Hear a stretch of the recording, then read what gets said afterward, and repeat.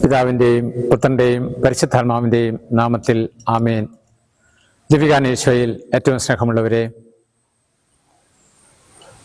പല വെള്ളിയാഴ്ചകളിലും പല മക്കളും വന്ന് പല ചോദ്യങ്ങളും ഉന്നയിക്കാറുണ്ട്. ഞാൻ പൊതുവായി നിർദ്ദേശിക്കുകയാണെങ്കിൽ ഞാൻ പറയും, എല്ലാ ചോദ്യങ്ങൾക്കും ഉത്തരം പ്രതീക്ഷിക്കരുത്. കാരണം നമ്മൾ മനുഷ്യരാണ്, ദൈവം ദൈവവുമാണ്. അതുകൊണ്ട് എല്ലാ പ്രശ്നങ്ങൾക്കും ഉത്തരം തേടുന്നതല്ല ക്രൈസ്തവ ജീവിതം. മറിച്ച് ഉള്ളുരുകി പ്രാർത്ഥിച്ചാൽ നമ്മുടെ എല്ലാ കാര്യങ്ങളും സാധിച്ചു കിട്ടുകയും ചെയ്യും. ഞാൻ ഉദാഹരണം കൊണ്ട് അത് ബോധ്യമാക്കാം. തകർന്ന ഒരു കുടുംബം ഒരു വെള്ളിയാഴ്ച വന്ന് അവർ കുടുംബത്തിൽ എല്ലാവരും ഒരുമിച്ച് വന്ന് പ്രാർത്ഥനാ സഹായവും ജീവിതത്തിലെ പ്രശ്നങ്ങൾക്ക് ഉത്തരവും തേടിയപ്പോഴേ ഞാൻ അവരോട് മറുപടി പറഞ്ഞത് ഇപ്രകാരമാണ്: നിങ്ങളൊരു 9 ദിവസം പള്ളിയിൽ അടുപ്പിച്ചു പോയി ഉരുകിയ മനസ്സോടെ, നീറുന്ന ഹൃദയത്തോടെ, തകർന്ന ആ സ്ഥിതിയിൽ ഈശോയുടെ മുമ്പിൽ പ്രാർത്ഥിക്കുക, ബലിയർപ്പിച്ച് പ്രാർത്ഥിക്കുക, ഉത്തരം കിട്ടും. അത് ഉരുകിയ മനസ്സാണ് എല്ലാ പ്രശ്നങ്ങൾക്കും ഉത്തരമായിട്ട് ഇതുപോലുള്ള അവസരങ്ങളിൽ സഹായമായി തീരുക. ലൂക്കായുടെ സുവിശേഷം 18-ാം അധ്യായം 39-40 തിരുവചനങ്ങൾ. ഈശോയ്ക്ക് മുൻപേ പോയിക്കൊണ്ടിരുന്നവർ നിശബ്ദരായിരിക്കുവാൻ പറഞ്ഞ് അവനെ ശകാരിച്ചു.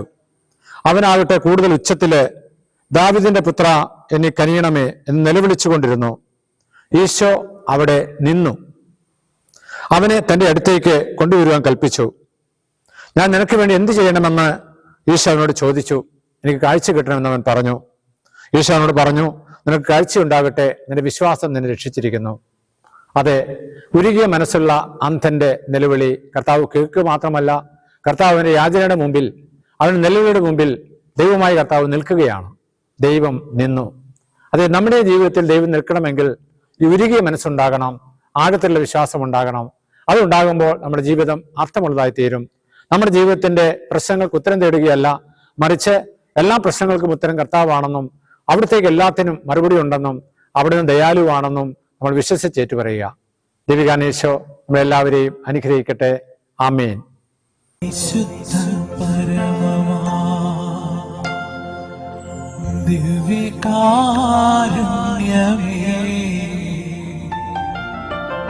എന്നുമെന്നും അങ്ങേക്കാരാധന.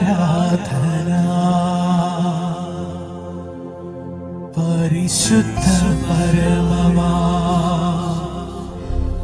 ദിവ്യകാരുണ്യമേ,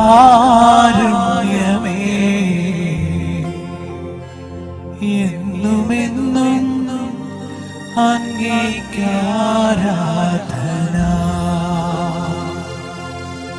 പരിശുദ്ധ പരമമാ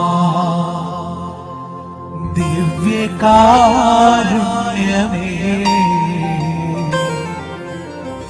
എന്നുമെന്നും അങ്ങേക്കാരാധന.